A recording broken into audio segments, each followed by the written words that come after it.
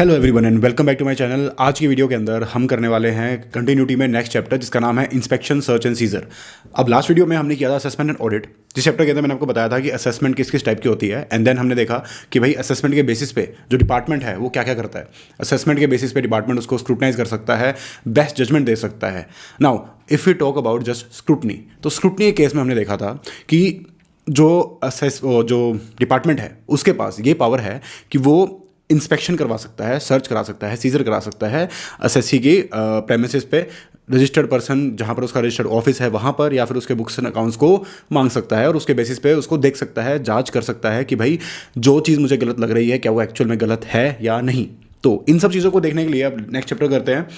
This chapter is more of a procedural chapter, तो इसको ज़्यादा डिटेल में ना समझते हुए I will just explain this chapter right out of the study material to you. और इतना इसके लिए बहुत इनफ है क्योंकि ये कुछ प्रैक्टिकल अंडरस्टैंडेबल चीज़ें हैं जो एक बार पढ़ते ही एक बार सुनते ही आपको समझ में आ जाएगी और आप याद भी रख पाओगे। तो this is quite easy chapter and अगर किस्मत अच्छी रही, इसमें से कुछ मार्क्स का पेपर में आ गया तो it will be really really beneficial for you, क्योंकि इसमें गलत होने के चांसेस ना के बराबर हैं।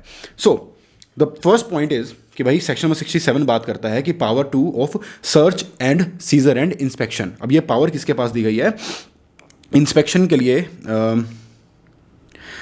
जो ऑफिसर है, ऑफिसर को ये पावर दी गई है कि वो किसी भी प्लेस ऑफ बिजनेस पे जा सकता है ऑफ द टैक्सेबल पर्सन जहाँ पर उसको डाउट है उसके ऊपर कि भाई उसके क्या बोलते हैं बिजनेस के ऊपर डाउट है कि भाई उसने ढंग से कुछ ना कुछ डिस्क्लोज नहीं किया या फिर उसने रिटर्न गलत फाइल करी है, स्क्रूटनी में कुछ ना कुछ गलत निकल के आया है। वो प्लेस ऑफ बिजनेस में हो सकता है या फिर उसका ट्रांसपोर्टिंग गुड्स हो सकता है या फिर ओनर या ऑपरेटर हो सकता है वेयर हाउस या गोडाउन का। तो देखो बेसिकली किसी भी गुड्स को एक जगह से दूसरी जगह पहुंचाने के लिए तीन चीज़ें लगती हैं। एक इंसान वो है जो उस चीज़ को प्रोड्यूस कर रहा है, दूसरा इंसान वो है जो उस चीज़ को वेयर हाउस कर रहा है, तीसरा इंसान वो है जो उस चीज़ को ट्रांसपोर्ट कर रहा है। इन तीनों जगह पर जाकर इंस्पेक्शन सर्च एंड सीजर किया जा सकता है। अब आगे देखते हैं कि भाई सर्कमस्टांसेस क्या क्या हो सकते हैं जहां पर इंस्पेक्शन करी जानी चाहिए। तो भाई अगर मान लो किसी भी इंसान को, किसी भी जॉइंट कमिश्नर को या फिर उससे ऊपर के, उससे हायर रैंक के ऑफिसर को ये लगता है कि भाई जो असेसी है सामने वाला, उसने कोई ना कोई ट्रांजैक्शन है उसको छुपाया है regarding supply of goods and services, suppress किया है उन ट्रांजैक्शंस को, या फिर उसने स्टॉक ऑफ गुड्स उसके पास कितना है उस चीज़ को उसने गलत शो किया है, या फिर उसने आईटीसी ज़्यादा क्लेम कर लिया जितना उसका एंटाइटलमेंट था उससे ज़्यादा उसने आईटीसी क्लेम कर लिया, या फिर कोई भी ऐसा प्रोविजन जो कि टैक्स को इवेड करने के लिए किया है। तो बेसिकली देखो क्या हुआ, हर एस्पेक्ट यहाँ पे कवर हो गया। आपके पास क्या होता है, आप सेल करते हो, आप उसके लिए परचेज करते हो और परचेज हुई हुई चीज़ों को आप स्टॉक में रखते हो। तो आपने बेसिकली क्या हुआ, आपने परचेज किया, स्टॉक में रखा, वहाँ से निकाल के उसको सेल किया। ये तीनों एस्पेक्ट यहाँ पर पकड़ लिए हैं कि भाई अगर आपने कोई ट्रांजैक्शन करी है, सप्लाई किया है कुछ भी गुड्स या सर्विसेज, आपने उसको छुपाया तो सेल्स को आपने छुपाने की कोशिश करी, ठीक है। सेल्स को आपने कम की तो आपकी आउटपुट टैक्स लायबिलिटी कम निकल कर आई। सेकंड पॉइंट आपका आया कि भाई आपने स्टॉक आपके पास कितना है एक्चुअल में उसको आपने सप्रेस किया। थर्ड पॉइंट हमारे पास निकल के आया कि आईटीसी आपने ज़्यादा क्लेम कर लिया, आईटीसी से रिलेटेड टू परचेज, तो यानी कि परचेज आपकी बहुत ही कम थी बट उसके जगह पे आपने आईटीसी ज़्यादा ले लिया, तो आपका इनकॉन्सिक्वेंटली क्या हुआ, आपका आउटपुट टैक्स लायबिलिटी कम निकल कर आ गई। तो भाई इन तीनों चीज़ों को, इन तीनों एस्पेक्ट्स को यहाँ पर पकड़ने की कोशिश की गई है कि अगर ऐसा लगता है कि भाई इनमें से कोई भी गलत काम उस एसएससी ने किया है तो उस केस के अंदर उसको पकड़ लिया जाएगा, या फिर कोई भी ऐसा प्रोविजन उसने कॉन्ट्रावीन किया है जिसकी वजह से इवेजन ऑफ टैक्स हो सकता है।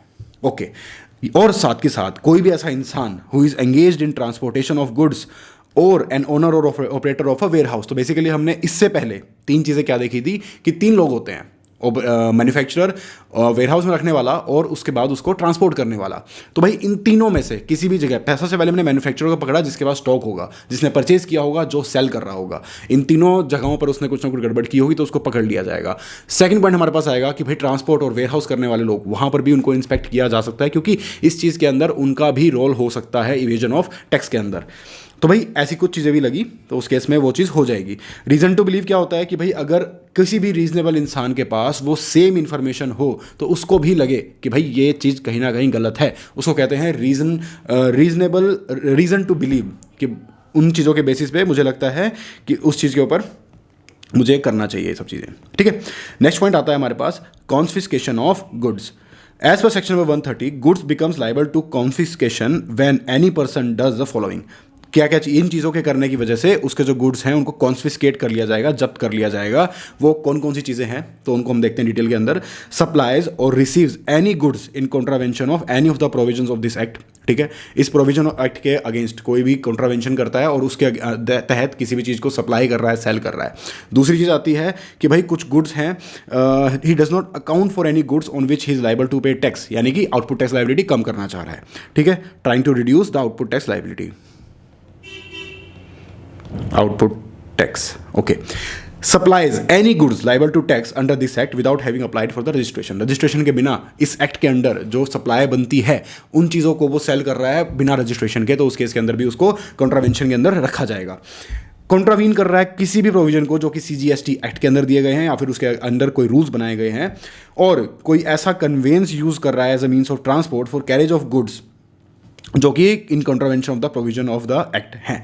तो ऐसी कोई भी चीज़ हो रही है, यानी कि गुड्स बेसिकली इधर से उधर जा रहा है, कुछ गुड्स हैं जिनको सेल कर रहा है जिसके ऊपर आउटपुट टैक्स लायबिलिटी वो कम से कम दिखाना चाह रहा है, तो उन सारे गुड्स को, उन चीज़ों को कॉन्फिस्केट किया जा सकता है। जिस चीज़ में वो ट्रांसपोर्ट हो रही है उस चीज़ को भी कॉन्फिस्केट किया जा सकता है। अब देखो यहाँ पर एक छोटा सा पॉइंट है कि भाई ऑफिसर की पावर्स क्या क्या हैं सर्च के दौरान।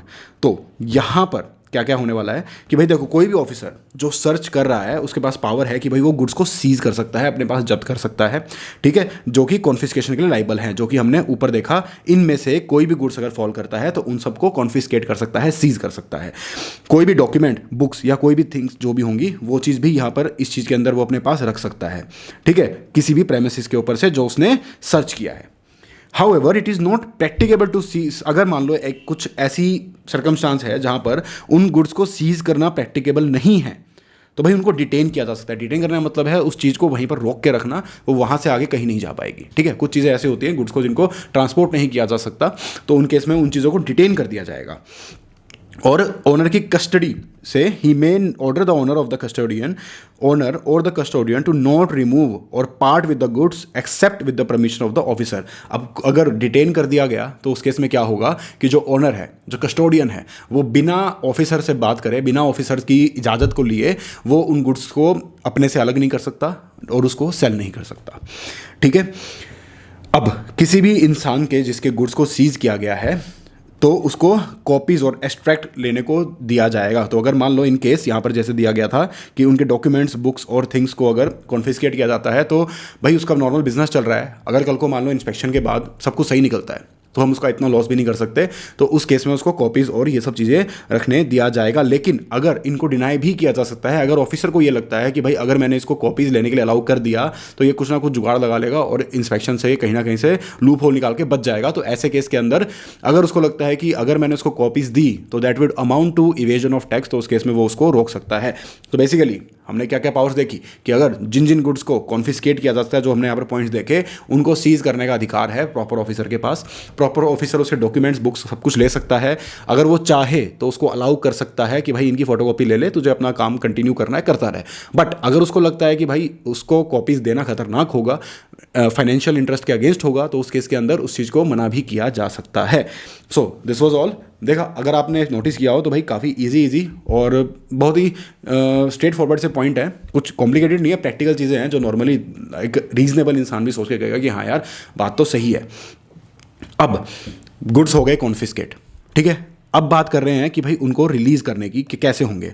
तो भाई 2-3 चीज़ें हो सकती हैं। प्रोविजनल बेसिस पे उनको रिलीज़ किया जा सकता है। Actual return of goods, actually में पूरा उनको बाइज्जत बरी करके उनको रिटर्न किया जा सकता है, या फिर उनको डिस्पोज भी किया जा सकता है। तो भाई प्रोविजनल बेसिस के ऊपर रिलीज़ किया जाएगा, लेकिन ऐसे नहीं, बॉन्ड या सिक्योरिटी उनसे लेंगे, उसके बाद उसको उस अमाउंट के गुड्स को उनको रिलीज़ कर दिया जाएगा, ठीक है। और उसको पेमेंट करनी पड़ेगी साथ में, जो उस पर टैक्स बनता था, जो उस पर इंटरेस्ट बनेगा और जो उस पर पेनल्टी लगने वाली है। अगर वो बॉन्ड फर्निश करे, टैक्स भरे, इंटरेस्ट भरे एंड पेनल्टी भरे, तो वो प्रोविजनल बेसिस पर अपने गुड्स को छुड़ा के ले जा सकता है। और जब फाइनल रिलीज़ कर दिया जाएगा तो उसकी बॉन्ड या सिक्योरिटी को भी रिलीज़ कर दिया जाएगा, ओके।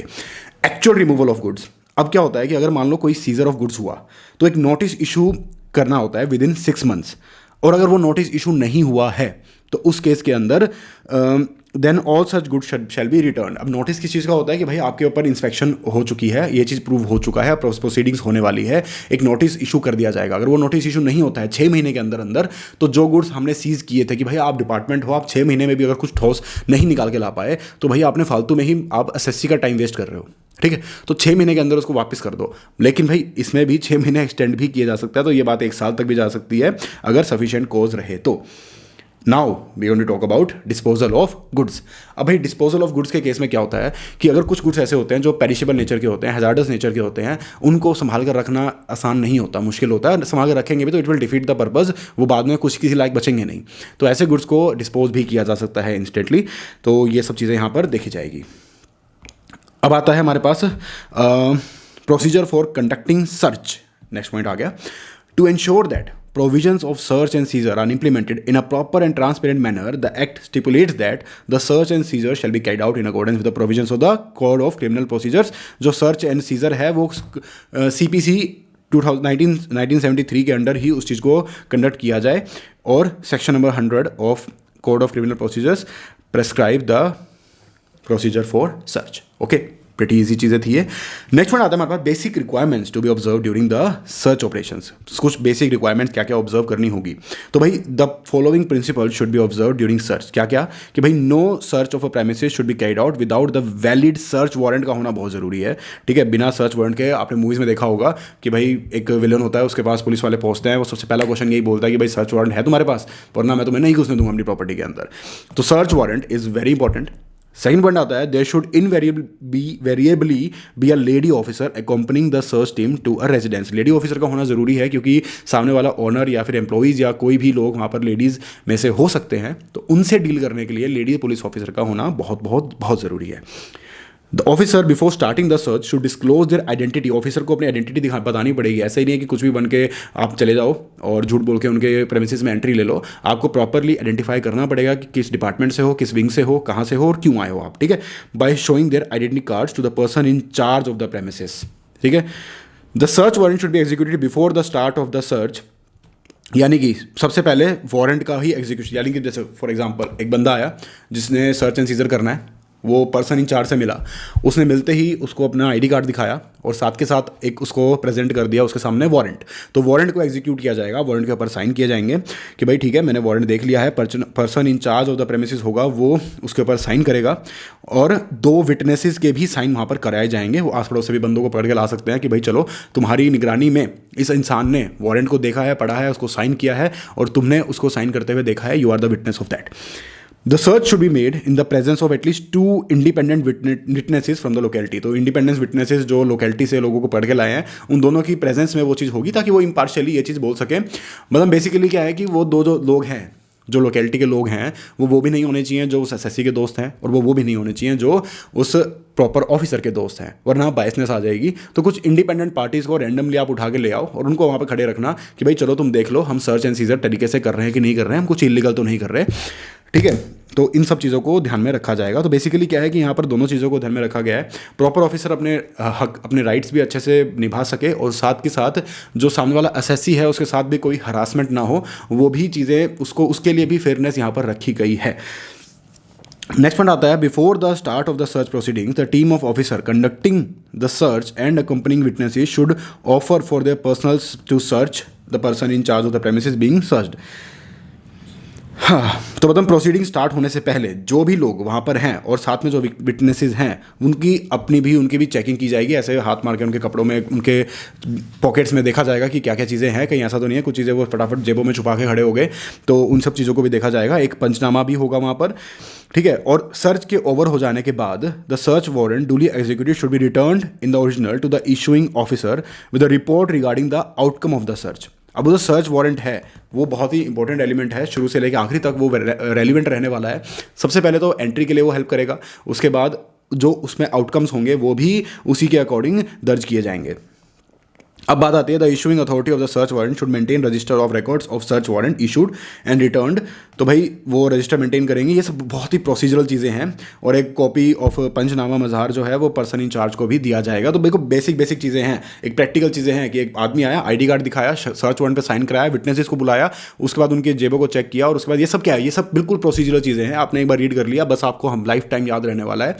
एग्जाम से पहले भी एक बार और देख लेना। वैसे चांसेस बहुत कम है, but why take a risk. Book में है, सिलेबस में है, तो कभी भी कहीं से भी आ सकता है। Surprises do happen in CA final exams. अब देखो ये बिल्कुल ही प्रोसीजर। एक और चीज़ कि भाई सर्च वारंट के अंदर कंटेंट क्या क्या होंगे, कि भाई क्या वॉयलेशन किया है उसने, कौन सी प्रेमिसेस को हम सर्च करने वाले हैं, नेम और डेजिग्नेशन ऑफ पर्सन कौन है जो सर्च करने वाला है, यानी कि उसकी पोजीशन क्या है, वो इंस्पेक्टर है, ये है, वो है, जो भी है। उसके बाद the name of the issuing officer, किस ऑफिसर ने उसको इशू किया, जॉइंट कमिश्नर या उससे अबव हाई रैंकिंग ऑफिसर। उसके बाद date and place of the issue, serial number of the search warrant and period of validity, यानी कि ऐसा नहीं है कि सर्च वारंट आज इशू हुआ है, बंदा 10 दिन बाद जा रहा है, उसकी पीरियड ऑफ वैलिडिटी रहती है कि भाई आपको 3 दिन के अंदर अंदर सर्च या वो चीज़ कंक्लूड करनी है, तो उन 3 दिन का टाइम आपको मिलता है। तो वो चीज़ यहाँ पर देखनी होगी।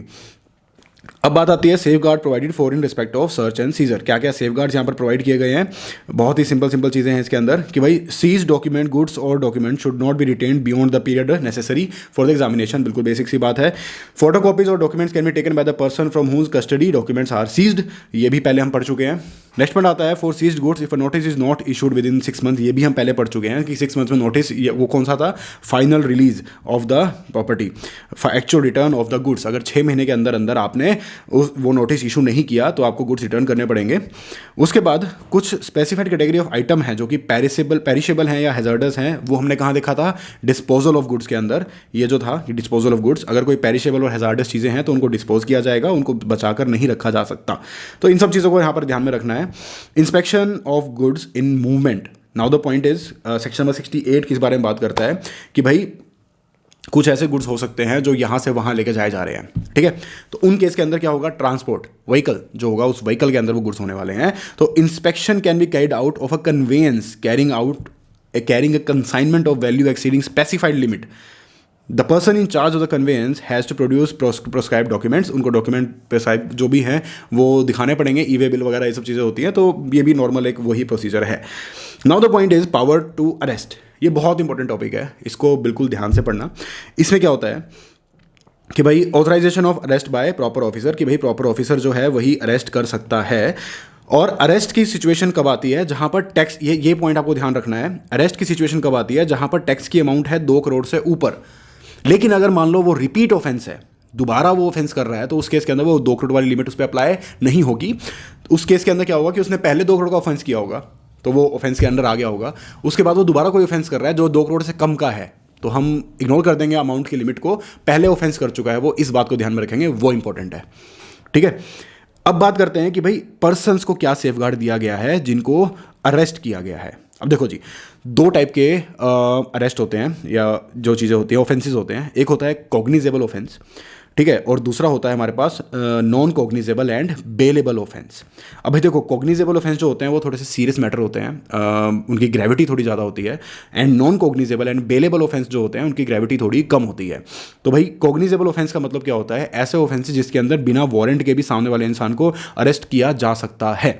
तो भाई अगर कोई पर्सन अरेस्ट किया गया है किसी कॉग्निजेबल ऑफेंस के लिए, तो उसको इन्फॉर्म किया जाएगा राइटिंग में उस ग्राउंड्स को कि भाई किन ग्राउंड्स पे तुझे अरेस्ट किया गया है, और 24 घंटे के अरेस्ट के 24 घंटे के अंदर अंदर उसको मैजिस्ट्रेट के सामने रखा जाएगा, पेश किया जाएगा। और अगर मान लो वहीं दूसरा कोई इंसान जिसको non cognizable and bailable offence, तो भाई देखो ये एमसीक्यू में आ सकता है कि किसी इंसान को कॉग्निजेबल ऑफेंस के लिए अरेस्ट करने जा रहे हैं, तो क्या वारंट की जरूरत है या नहीं है? नहीं है। कितने टाइम के अंदर अंदर उसको मजिस्ट्रेट के पास पेश करना है? 24 आवर्स के अंदर अंदर ऑफ हिज अरेस्ट। बट अगर कोई इंसान है non cognizable and bailable offence में, तो भाई the deputy and assistant commissioner can release him. तो भाई वहाँ पर हमें मजिस्ट्रेट तक पहुँचने की जरूरत नहीं है, जो डेप्यूटी है और असिस्टेंट कमिश्नर है वही उसको रिलीज कर सकता है बेल पे। And he will be subject to provisions as an officer in charge of a police station. तो भाई उसको एज अ पुलिस स्टेशन के ऑफिसर इन चार्ज की तरह ही उसके प्रोविजंस उस पर अप्लाई हो जाएंगे under the code of criminal procedure 1973। किसके ऊपर? डेप्यूटी एंड असिस्टेंट कमिश्नर के ऊपर। वो एक तरह से पुलिस का इंचार्ज होगा जो उसके जो पावर्स हैं, राइट्स हैं, उनको एक्सरसाइज कर पाएगा regarding that particular case. Okay. All the arrest must be in accordance with the provisions of CPC। ये तो ऑब्वियस ही बात है। यहाँ पर इन चीज़ों के मीनिंग बताए गए हैं जो कि मैं आपको ऑलरेडी बता चुका हूँ, और ये बिल्कुल बेसिक चीज़ें हैं। नाउ एक बिल्कुल लास्ट टॉपिक आ गया हमारे पास कि भाई गाइडलाइंस क्या क्या होने वाले हैं फॉर अरेस्ट। तो भाई the power to arrest has to be exercised after careful consideration of facts of the case. Facts को ध्यान में रखते हुए, जो केस के फैक्ट्स हैं उनको ध्यान में रखते हुए अरेस्ट किया जाएगा। तो भाई to ensure proper investigation of the offence, to prevent such person from absconding, यानी कि वो भगोड़ा ना हो जाए, वो भाग ना जाए। मास्टर माइंड्स और की ऑपरेटर्स अफेक्टिंग प्रॉक्सी, बेनामी imports exports in the name of dummy और नॉन एग्जिस्टेंट अकाउंट्स, उनको पकड़ा जाए। मास्टर माइंड्स और की ऑपरेटर्स को मेनली हमें भागने नहीं देना है, क्योंकि भाई वो क्या करते हैं, यूजुअली अपने लिए प्यादे छोड़ देते हैं जो उनके बिहाफ में काम करते हैं, लेकिन उन चीज़ों को रन करने वाला, उन रैकेट को रन करने वाला कोई और होता है। तो कभी कभी ऐसा होता है कि अगर मान लो हम इन्वेस्टिगेशन कर रहे हैं, किसी को अरेस्ट करने जा रहे हैं, हमने उसके प्यादे को पकड़ा, तो भाई वो अलर्ट हो जाते हैं और वो भगोड़े हो सकते हैं, एब्सकॉन्ड कर सकते हैं। एब्सकॉन्ड करने का मतलब होता है कंट्री को छोड़ के भाग जाना। तो भाई उन चीज़ों को भी हमें ध्यान में रखना है। हमें प्रिवेंट करना है कि भाई टेम्परिंग ना हो जाए एविडेंस के साथ, कि भाई उनको थोड़ी सी भनक लग गई तो वो फटाफट टेम्परिंग कर देंगे। तो बेसिकली इन्हीं चीज़ों के लिए कॉग्निजेबल ऑफेंसेस को बनाया गया है कि आप बिना वारंट के फटाफट उनको धर पकड़ सकते हो, क्योंकि भाई अगर आपने पहले ही वारंट बनाया, उन तक बात पहुंच गई, तो वो भाग सकते हैं, वो एविडेंसेस को छुपा सकते हैं, और कोई सीरियस मैटर है तो वहाँ पर ये चीज़ ना हो। इसीलिए कॉग्निजेबल ऑफेंसेस की कैटेगरी में आते हैं कुछ सीरियस क्राइम्स। जो इवेजन ऑफ टैक्स है वो लार्ज अमाउंट का है, और इंटिमिडेटिंग और इन्फ्लुएंसिंग विटनेसेस, कि भाई, और हमें लगता है कि भाई वो विटनेसेस जो होंगे उनको इंटिमिडेट कर देंगे या फिर उनको अपने किसी भी मैनर में इन्फ्लुएंस कर लेंगे। तो ऐसी सब चीज़ें यहाँ पर होने वाली है। अब ये देखो, ये बिल्कुल बेसिक पॉइंट है, आप हर जगह लॉ में पढ़ते आए हो। Power to summon persons to give evidence and produce documents, तो वो नॉर्मल पावर्स जो उसके अंदर कोर्ट के पास होती है, वो सब चीज़ें यहाँ पर रहने वाली है। एग्जामिनिंग ह्यूमन ओथ और ये सब चीज़ें।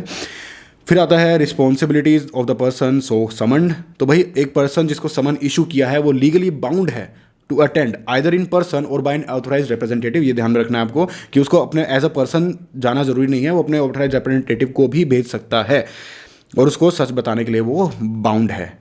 अब कॉन्सिक्वेंसेज क्या होंगे, तो भाई आईपीसी के अंडर उसके ऊपर कॉन्सिक्वेंसेज भी होंगे अगर वो नहीं वहाँ पर पहुँचता, और उसकी पेनल्टी भी लग सकती है उसको up to 25,000 rupees. Guidelines for issue of summons. अब भाई समन्स इशू करने की भी कुछ गाइडलाइंस हैं, ये भी बहुत ही बेसिक चीज़ें हैं, फटाफट इनको रीडिंग करो, गो थ्रू हो। बेसिक चीज़ें किस टाइप की चीज़ें हैं कि भाई उसकी जो लैंग्वेज है वो बड़ी सिंपल सी होनी चाहिए, ऐसा ना हो कि बंदा डर जाए पढ़ के ही, ठीक है। और superintendent should be summons by superintendent should be issued by obtaining prior written permission from the officer. अगर कोई सुपरिटेंडेंट है वो अगर समन इशू कर रहा है तो वो प्रायर परमिशन लेके ही समन इशू करे, अपने बेसिस पे ना करे। Where for operational reason it is not possible to obtain such prior permission, oral telephonic permission भी ली जा सकती है। कभी कभी ऐसा होता है कि भाई आप जाके उससे साइन नहीं करा पाते, अवेलेबल नहीं है, वो इंसान आउट ऑफ कंट्री है, तो उस केस में आप फ़ोन पर भी उससे परमिशन ले सकते हैं, उनका रिकॉर्ड मेंटेन रहेगा। In all cases where summon is issued the proper officer issuing summon should submit a report और should record a brief of the proceedings in the case file. तो भाई देखो बिल्कुल बेसिक चीज़ें हैं कि डिपार्टमेंट साइड की चीज़ें हैं ये, कि डिपार्टमेंट को किन किन चीज़ों के ध्यान में रखना है। रिकॉर्ड मेंटेनिंग वाली चीज़ें हैं तो इनको ज़्यादा इंपॉर्टेंट नहीं है ये एग्जामिनेशन पॉइंट ऑफ व्यू से। अब भाई प्रिकॉशंस क्या क्या ऑब्जर्व करनी होंगी। Summon should not be issued for appearance where it is not justified. बिना ऐसे ही फालतू में आप किसी को भी समन इशू नहीं कर सकते। And normally summon should not be issued repeatedly, बार बार नहीं भेजना। आप एक बार में सारे मैटर्स को रिकॉर्ड करो और उसके बाद उसके बेसिस पे उस चीज़ को आगे बढ़ाओ। एंड टाइम देना ज़रूरी है कि भाई किस टाइम अपीयरेंस होनी है उस समन के अंदर। ऐसा ना हो कि आप एक वेगली आप उसको बुला लो और बंदे को पता ही ना चले और खाम में वो इन कंटेम्प्ट हेल्ड हो जाए कि आप पहुँचे ही नहीं थे समन के बाद भी। एंड द स्टेटमेंट, जो भी इन चीज़ों की समन के बेसिस पे जो भी स्टेटमेंट रिकॉर्ड करनी है वो ऑफिस आवर्स में रिकॉर्ड होनी चाहिए। एक्सेस टू बिजनेस प्रेमिसेस, तो जो भी पर्सन इंचार्ज है वो जब सर्च एंड सीजर या आपका जो भी चीज़ें हो रही है, आप इंस्पेक्शन किया जा रहा है आपके ऊपर, तो आपको एक्सेस देना होगा अपना प्रेमिसेस में। तो भाई एक्सेस किस किस चीज़ों का दे सकते हो अगर आपसे मांगा जाए, तो भाई रिकॉर्ड्स प्रिपेयर्ड, ट्रायल बैलेंस आपका, statements of annual financial accounts, cost audit report, income tax audit report and any other relevant documents जिनकी भी नीड उनको पड़े। अब कौन कौन से ऑफिसर्स ऐसे हैं जिनको असिस्ट करना होगा इस चीज़ के अंदर, तो भाई वो कौन कौन से ऑफिसर हो सकते हैं। Police, railways, customs, officers of the state UT, officers of the state UT, central government, all village officers and any other class of officers as may be notified by the central government. तो भाई यहाँ पर ये हुआ chapter खत्म। बहुत ही basic चीज़ें थी। अभी भी आपने सुन के काफ़ी हद तक आपका 99% चैप्टर कंप्लीट हो चुका है। एक बार आप इसको रीडिंग दोगे, it will be enough for you. Exam से पहले बस फटाफट चार्ट वगैरह से कहीं से भी नज़र मार जाना, ICAI ने यहाँ पर भी लास्ट में दिया हुआ है, उसी को आप देख लोगे। सिर्फ एक पेज में ICAI ने कंप्लीट किया हुआ है ये सब कुछ, इसको भी आप ध्यान से देख लोगे तो it will be sufficient for you, क्योंकि इसमें ऐसे रट्टे मारने वाला कुछ भी नहीं है। सो आई होप गाइज आपको ये अच्छे समझ में आया हो। आई होप आपको ये वीडियो अच्छी लगी हो। अगर अच्छी लगी है तो लाइक करें, सब्सक्राइब करें, and thank you for watching.